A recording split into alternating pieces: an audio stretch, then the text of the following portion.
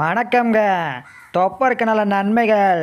உங்கள் கார் எப்பயாச்சும் ஆக்சிடெண்ட் ஆச்சுன்னா அப்போ உங்கள் தொப்பை பலூன் மணிக்கு வந்து காப்பாற்றும்.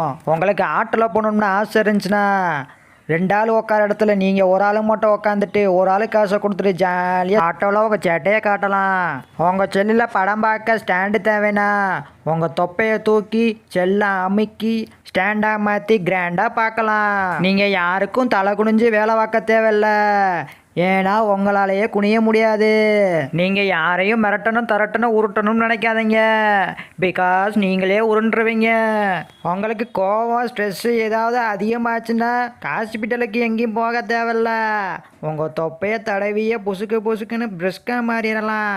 ஏன்னா நீங்கள் கல் தடைக்கு கீழே விழுந்தா கூட உன் மூஞ்சில் அடிவிடாமல் உன் தொப்பை காப்பாற்றும்.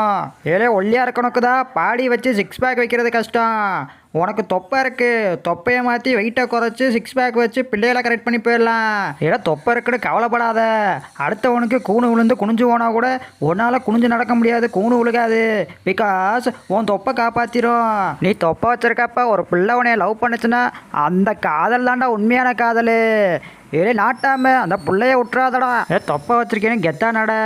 தொப்பை வச்சிருக்கேன்ட்டு ஜாலியாக ஜிம்முக்கானாதான். வீடியோ பிடிச்சிருந்துச்சுன்னா கமெண்டில் எப்படி இருக்குன்னு சொல்லிட்டு ஒரு லைக்கை போட்டு அப்புறம் வீடியோ பாரு. தெரிஞ்சுக்க சிரிச்சுக்க நம்ம வீடியோவை மனசில் வச்சுக்க. அடுத்த வீடியோவில் பார்ப்போம். வரட்டா. யாரும் கஷ்டப்படுறதுக்காக நான் வீடியோ எடுக்கலை.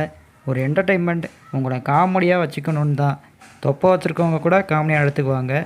அவங்க வச்சதுக்கு ஒரு நன்மைக்காக தான் இந்த வீடியோ போட்டிருக்கேன். யாரும் தவறாக எடுத்துக்காதீங்க. Just for